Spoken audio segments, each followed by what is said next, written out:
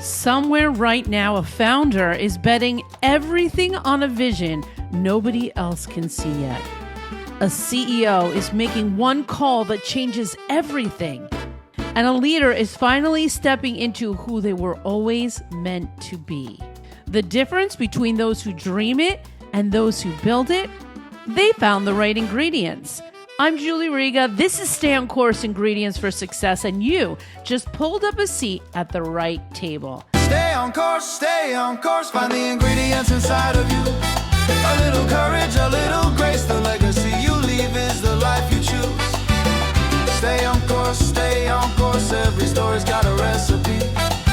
So pull up a seat, take your place, and cook up who you're meant to be.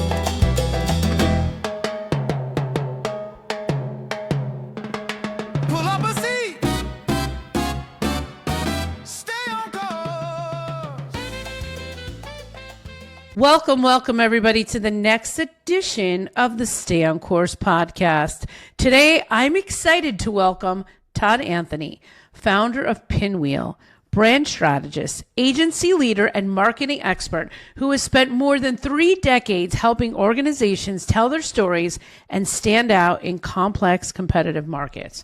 Throughout his career, Todd has worked with hundreds of companies and thousands of leaders, giving him a unique perspective on leadership, branding, career growth, and personal reinvention. And in this episode, we are going to explore why meaningful brands are built by seeing people as people, not as data points, and why the most human parts of business must be measured, valued, and protected. As AI becomes more powerful, the real differentiator is keeping humans in the loop so brands stay empathetic, trustworthy, and connected to what truly matters.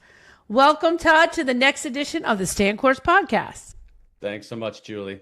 Good to see you. I am very excited for this conversation. But before we get started, I ask all of my guests, what is your favorite food? Yeah, it's funny. It's my favorite food is probably something I don't actually reach for all that often. And the reason is because I'm usually more hungry than it would suggest, but it is mushroom ravioli in a nice cream sauce. I think that's my favorite food. That sounds delicious. All right. Yeah. Mushroom ravioli. In the history of ever, no one has said mushroom ravioli as their favorite food. Is that right? That's right. Okay. I can what's definitely. the most common? Pizza. Yeah. Everybody Pizza's loves good. pizza and pasta. I mean, yes. I mean, you're Italian, so you're very familiar with that particular cuisine. Yes. So, what are you busy working on these days? That's what I would like to know. Well, I'm busy figuring out the agency world right now because it's changing. And as an agency owner, I'm trying to stay open and adaptable to what the new conditions are in the marketplace. So I'm really just sort of mainly working on trying to assess what those conditions are and what that should mean for our agency. Pinwheel, which is really focused on helping brands develop trust and momentum in the marketplace. I love that. Yeah. So we are talking about becoming more human. This is like a topic that I've been talking about a lot, but we're talking about don't lose your humanity. And so tell us why this and what the backstory is to all of this. Yeah. Well, last time we spoke, you said, you need to dig deep and come with your purpose. And this is sort of had become over the last 30 years kind of my organizing principle. So I feel like that's as close to purpose as I've come. So it goes back to 1991 in Prague, Czech Republic. I had gone over there and just got a job selling phone books, business phone books door to door in Prague. And I heard about a job that was open at McCann Erickson as an account executive in town. And so I went and applied for it, interviewed, and got the job. And this is about 3 years after the Velvet Revolution. And I was just like a bright-eyed know nothing. The creative director there, his name is John Crankshaw. Small, wiry fella, cantankerous, chain smoker. He drank a lot of vodka. I think he was probably half drunk most of the time.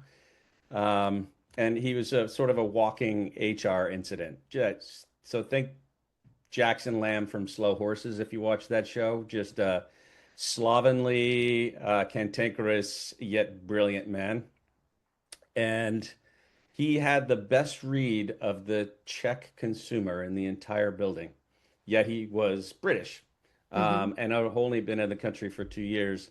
He could see things about the Czech people that the Czech people couldn't even see themselves. So one afternoon, he takes me to go drinking vodka, and he did a lot of talking. I did a lot of listening. And then as we were walking back to the office on Vodichkovo Street so just off of Wenceslas Square, which is where all the anti-communist rallies had been held 3 years prior, that brought down the Soviet Union, essentially. He turns to me and he says, just kind of offhandedly, Todd, don't ever lose your humanity. It's what will make you great. And then he just turns back around and keeps walking. And it hit me as a Mack truck. Just suddenly, I was just like, you know how like when you're walking along and all of a sudden like reality just kind of crystallizes in front of you, and you're just like in the moment and you're present. And you're like, Yeah. I need to remember that. You know what I mean? Hmm. And so over time, this sort of became my organizing principle. Um, Oh, and yeah. it is so funny that he said that to you in 1991. When he said it to you, what were you thinking? I was thinking, oh my God, like that's it. Like that's the answer. Like that's one of the answers to life. Just be human. Just be be the best representation of a human being that you can be, you know? Uh, Ah.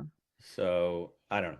That's what I was thinking. Well, and it's very relevant right now as we face Mm, this time where it seems like we're becoming less human mm, potentially, if yeah. you look at it that way. Yeah. So, where do you want to take this conversation? That's a good story. Thanks.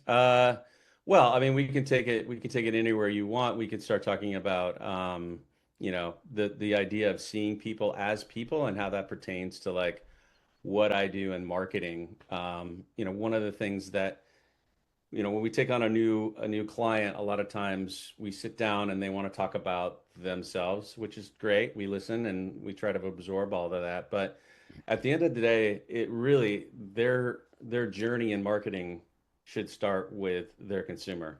It should start between, the intersection of what the consumer needs and wants and feels and all of that stuff, and what they are and what they have to offer as a company. And so what we do is we try to find that intersection. We starting with that audience. And when I do the deep dig on the audience, I go very deep. I try to bless you. I try to understand, basically that nothing's off limits. I want to know every single little thing about them. I always say in creative briefs, the one section where you can write forever if you want is the audience section. Not what's your age, what's your income, what are the demographics? Like that's fine, but like that is just this much of who these people are, and you need to know everything. Mhm. Um, so we do that as part of our practice, is really trying to understand, the heartbeat of the consumer. You know what I mean? Mhm. Yeah. So, seeing people as people, not data points. Tell Hmm. me a little bit more about that as one of the ingredients for success. Yeah. I mean, a brand really starts with a respect for the human reality, and the data points don't really capture the full human reality, the day-to-day living that people are doing. And it could be buyers if you're B2B, or it could just be consumers if you're B2C. And everything downstream from that, strategy, creative, everything, it's only as good as how truthfully and how clearly you've seen the person on the other end. And a lot of times, what I've seen is that marketing gets a little mechanical.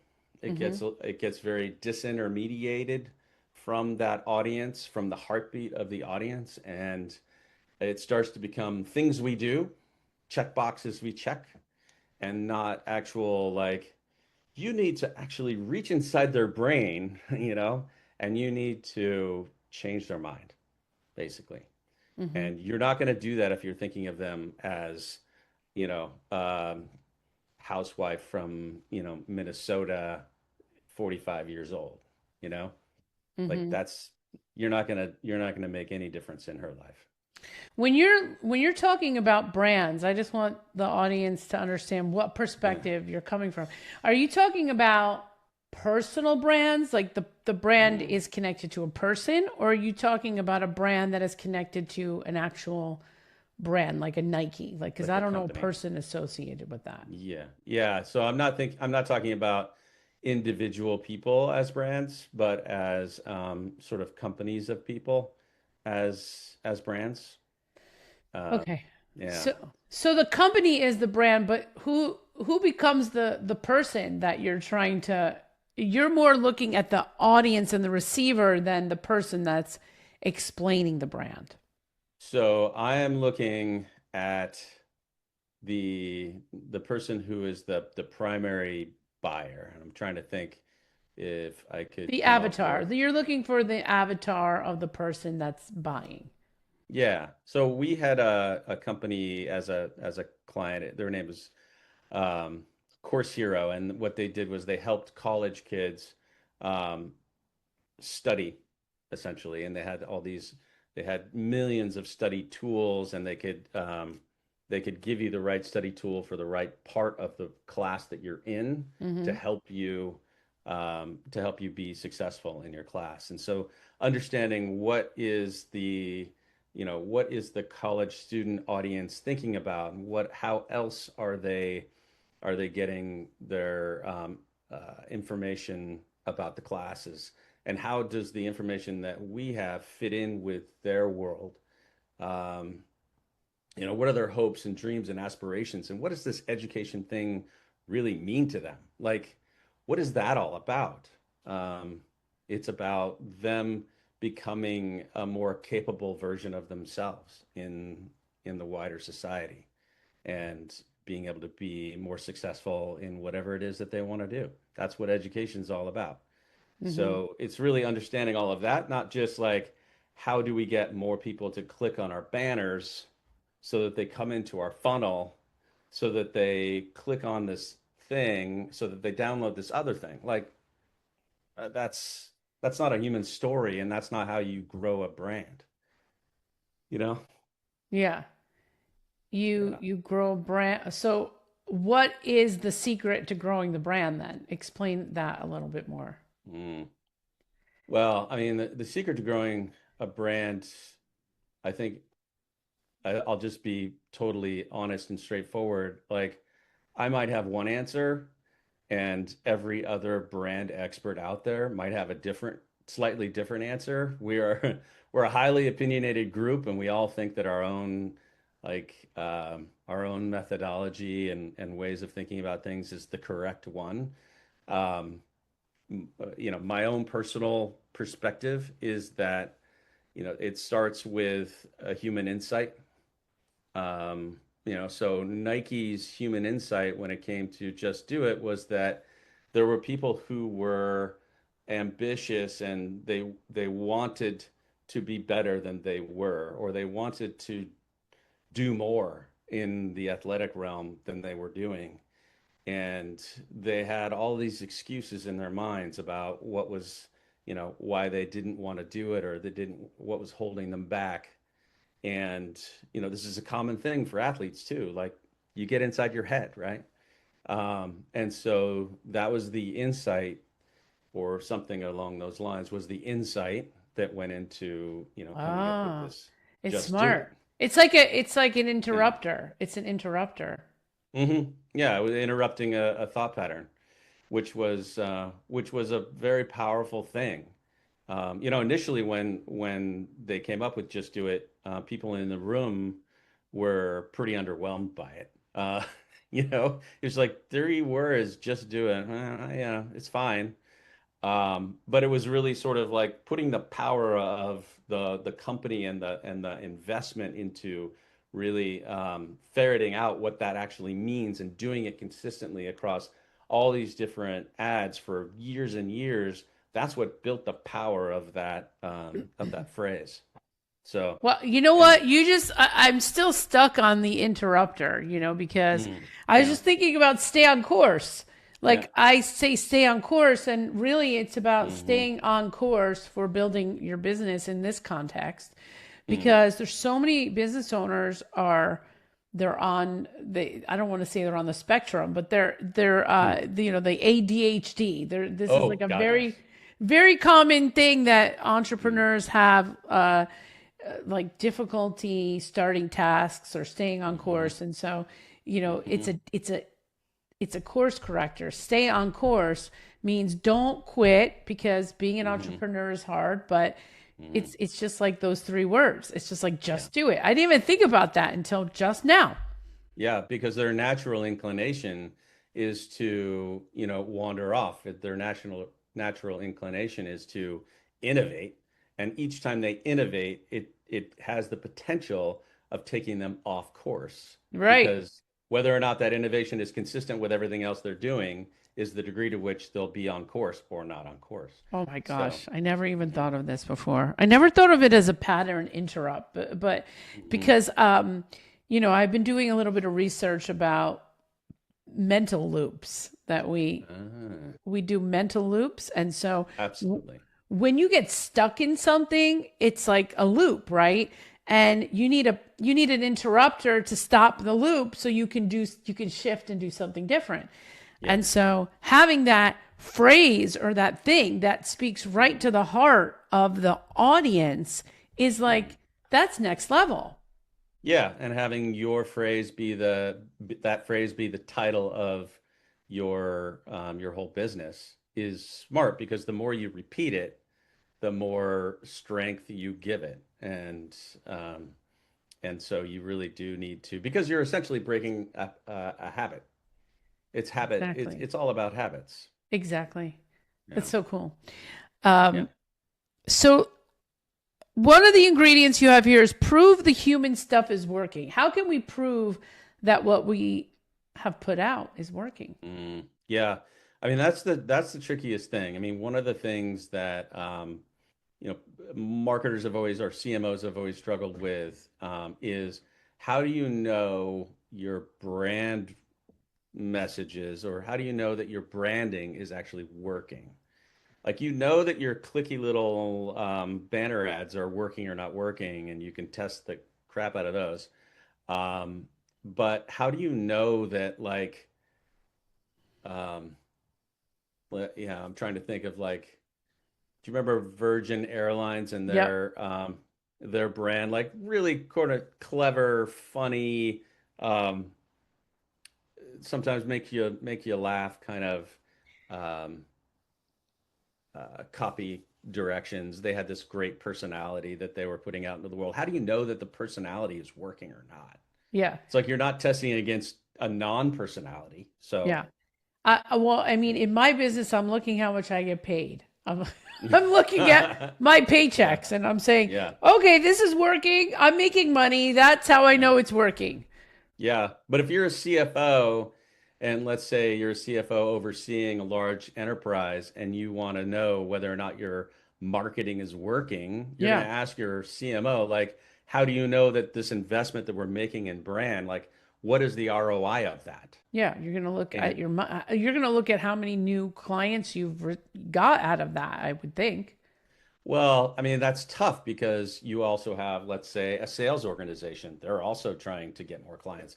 Or you are, you know, you have a great product and you're getting new clients that way. And maybe like third-party reviewers are, loving your, and maybe you're getting new product, so you don't know necessarily where it's coming from. But a lot of times it's coming from an overall sentiment, an overall reputation in the marketplace, or at least that's part of what's driving it. Yeah. It's I call it the helium in your balloon as a company, which you can't, I mean, it's really hard to measure. So one of the things that we're doing at Pinwheel is we're developing AI, AI reports that are able to pull from, across public domains across the internet and pull the signals that indicate whether or not your brand message is getting through, whether or not awareness is high or low, whether or not you have some issues around, let's say, employer brand, which is like how the employee's sentiment is, and that can actually impact your brand. So we're developing these I guess, ways to turn brand signals into hard, cold metrics. Mm. Yeah, and that you can measure over time, so you can see whether or not it's working or not working. Yeah. So it's just really important. If you're going to put an investment in a brand, you need a way to like prove to the CMO That or it's working. the CFO that it's working. Yeah. And I had a conversation with somebody yesterday, and with this new the AI transformation in organizations, we were Mm, talking about, this integrated company structure. So basically, you are creating companies without siloed borders now, hopefully. mm, And so when I look at the way companies can measure, one of the best ways that I've seen it done, and this is from even a learning perspective, but I think you can apply it to like all these different areas, is mm, like, okay, in January, when you set out to write your business strategy for the year, mm, did you meet or did you realize that? Did any of those things come to pass from your mm, from a strategic business perspective? Okay. And mm, then here's all the things that we did to realize our business strategy or to mm, have success in the year, because this is what our goals and objectives were. This is our mm, business strategy. Now let's run it by that as a measuring point. I mean, mm, this is what, because it's very hard in big organizations to see the impact unless you go mm, back to the beginning. You go back to mm, the like, where did you want to go? Did all the things that you did in this year, all the mm, learning and development money that you spent, all the marketing spend, all mm, the developing new products, all those mm, spends, did they all contribute to this goal? So mm, mm. that's my perspective on that. Yeah, that's a good you need a North Star, and you need, that or North Star is sort of your organizing idea. Like you want to grow by 5%. Like that's, and so everything that you're doing is like, okay, is this going to help us grow, or is this just going to help us like minimize risk? Like let's categorize it and let's understand what our actions are actually gonna, what are what are the results going to look like, and is that consistent, I guess. Yeah, and I think Yeah. like it's interesting because on the small business side, look, I have a very small business. I Hmm. do my marketing, do my sales. I'm doing it. And to me, that activity is integrated. Hmm. And so the more we integrate these things in big companies, it just makes more Yeah. sense. You can move faster, you can innovate Hmm. faster, you can learn faster. So I Hmm. think that big Yeah. organizations have to like break down these silos and change. I think there's Hmm. huge change in the marketplace right now.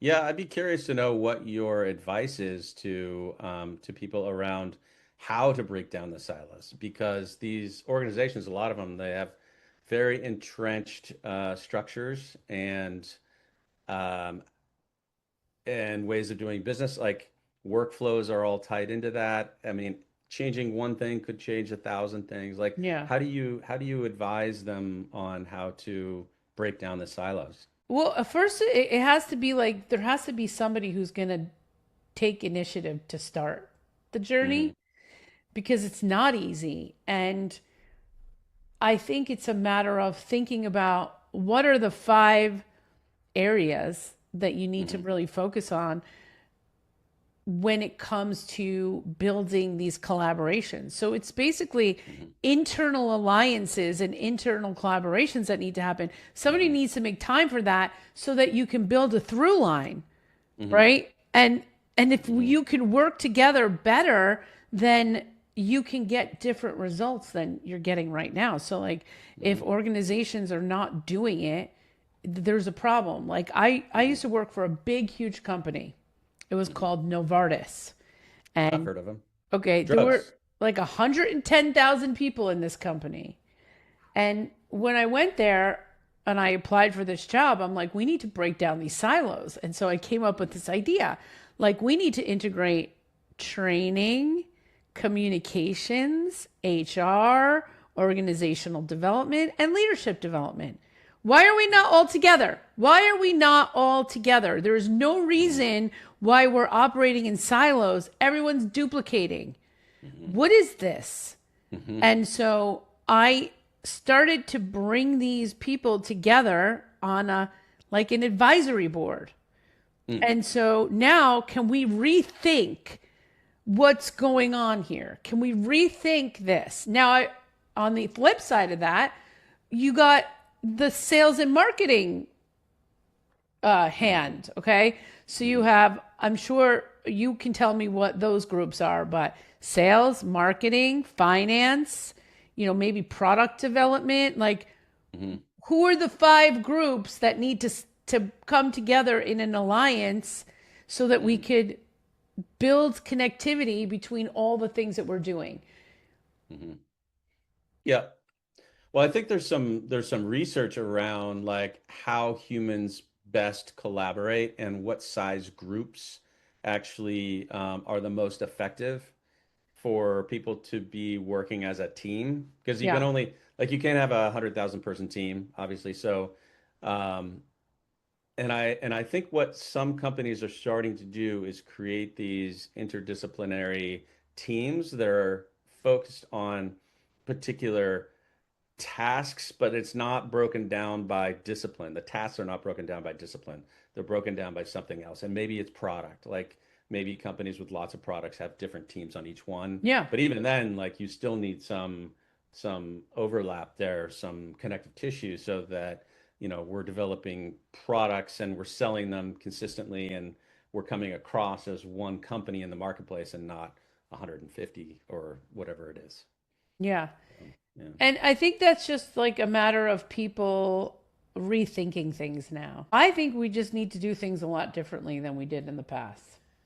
I think you're right. I think we're starting to get our heads around it. But honestly, with all the things that are changing in the marketplace already, like there is just a huge cognitive load, I think, on people right now, especially with learning AI and learning how to integrate AI. Like that is a big, and it's happening so fast that it is, I think it's tiring people out a little bit, you know? That's the sense I'm getting from the marketplace, and there's data that proves that out Yeah, in some cases. But yeah, so it's a lot. But it's I a agree with lot. you. Yeah. So I how do agree we with you. keep the human in the loop of AI? How do we keep Mm, how do we hold our humanity in this time? yeah. Yeah, I mean, I think it's important first to understand like what is AI in general? Like what is it? And what is it good for? Like let's understand it. Like people talk about it as a tool. Some people say it's more than a tool, it's a collaborator and blah blah blah blah. But at the end of the day, it's a prediction machine. And what it does is it guesses the most probable next word, and it does it over and over again, really, really fast. So it doesn't plan, it doesn't reflect, it doesn't really care what it's saying.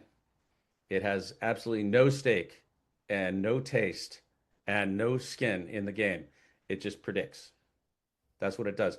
And that's what it is fundamentally. So it's not like people talk about, hey, AI is getting better. Yes, but it's always going to be, well, never say always, but for the foreseeable future, it's a prediction machine. Mm-hmm.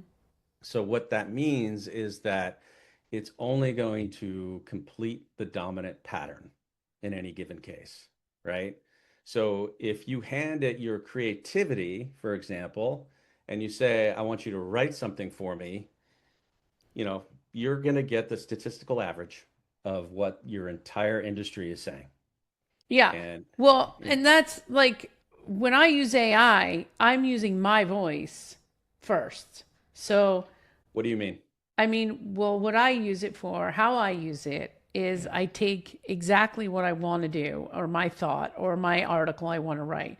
And I put my dictate button on. This is a big secret out there. I put my dictate button on and I start talking out loud what I want to talk about, like almost the whole thing. Uh-huh. And then I put it in AI and I say, make this sound better.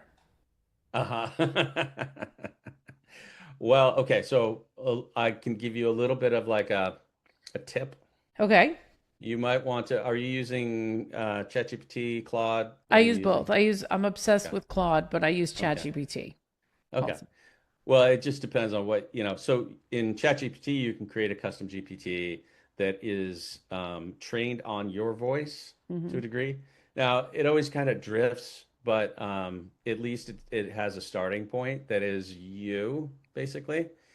Yeah. And I've done this for, I've created a custom GPT for clients. I've created custom GPTs, brand voice GPT for my own agency. And it's not absolutely awful, but it's better than just saying, will you improve this for me? Because what is improved for the machine is a fluent, polished, forgettable version that is consistent with the dominant pattern. So it's taking your ideas, those are your ideas, those are yours, Yeah. and it's converting them to very predictable prose. Yeah. Or I might say, just, add some grammar, make this into a paragraph, add some grammar to it, try Right. not to, I'm trying to use my real voice in it, but I like to use it for grammar and all that and spelling and whatever. Well, no, totally. And I think that's a great use of it is like having at least be correct, right? Like Right. you want it to be correct and not incorrect because otherwise we start to detract from our own credibility. But um, if you train it on your voice, and there's ways to do that, there's prompts out there that it will ask you a bunch of questions over and over again, and you will answer those questions in your own voice. And gradually over time, it will get a sense for how you think and how you Nice. write. I love that. And so you can create a Claude skill that is your voice Claude skill, and you could just say, use my voice skill to generate the answer to that. Anyway, so the point is that ultimately you need to understand what AI is and what it's good at. Right. And again, it can only complete the dominant pattern. It can only be consistent with that. So one of the great things about humans is that a lot of times we will reject the dominant pattern. And this is what we do in marketing and advertising is, okay, so that's what everybody else says. This is how we're going to stand out. This is how we're going to be different. We need to reject the dominant pattern and we need to say this. And only humans can do that at this point. So, and we're all the only ones who can bring our taste and our judgment and our lived experiences to the table. Yeah. Yeah. So, Are you a big fan of AI? Like, what do you think about it? oh, Julie, oh, I hate it. I love it. I hate it and I love it all day, every day. Yeah. I don't hate it. I'm Yeah. really excited about it as a creator because I'm not, I don't have an agency like you do, but as a creator, I can create faster and I can make my ideas come to life in such an amazing way that it gets me. Yeah. I wish I was like 20 years old right now. I know. It's so exciting. It really is. It's so exciting. It's almost too alluring because Yeah. sometimes like I'll want the result faster Yeah. than I should want it. I should put more time into the prompting, but I just like I want the answer, Oh you my know? God. Yeah. You know? Yesterday, I asked it to visualize data for me for this thing. Mm, And what ends up happening is it did a beautiful job, but mm, then it had like 17 errors. mm, So I had to like now prompt 17 more times, but mm, I loved the design it made because I went in ChatGPT and I asked it to visualize mm, this like my monthly report. And I showed it to my client and they're like, "Oh my God, this mm. is fantastic." But It's great. that took me an hour, okay? But Hmm. like in theory, if I would have done that myself, it could have taken me all day. And I was getting frustrated because it was an hour of me, Hmm. fixing. No, the arrow is supposed to go up. It's not supposed to go down. The number's clearly going up. Like, why are you putting the arrow down? So, it was one of those chat Hmm. GPT things. But Yeah, but if you want like a quick concept of like, I'm describing this thing, I don't know what it's going to look like, but come up with a way for me to visualize this idea, and then it does it, and you're like, wow, like I have 17 prompts I need to do to make it better, but it's like it's an epiphany, yeah, basically. because like I wouldn't have thought of that. I wouldn't have Yeah. thought the way they showed it, because Mm, it was one of those things like I wanted to show where we were to where we are and the hmm, growth that happened in between. And it just did this hmm, like I'll show it to you when we get off. I'll show you what it did, but it's so beautiful. But I think that to the point is like we're getting frustrated hmm. about having to extra prompt it, but at the same Yeah. time, we would never have gotten to that place Mm-mm. if we didn't have the tool in front of us. No, it's like the hedonic treadmill. The second you have the thing that you wanted, you want more. Exactly. It's a crazy Yeah. story. Yeah. Well, this has been an amazing conversation. Where can our audience find out more about you? I'm at LinkedIn at Todd Anthony. And I mean, I know that's not a URL, but you just search Todd Anthony. I'm there. And pinwheelagency.com. Well, Yeah. anything in closing that you want to share with our audience? I mean, don't lose your humanity because it's what will make you great. I honestly, like to that last point of our conversation, like the more humanity that we inject into our AI exchanges, the more valuable the outputs will be. Yeah, So, it's true. just a thought. Awesome. Thank you so much for being a guest on the Stay on Course podcast. Thank you, Julie. Thanks for having me. This was fun.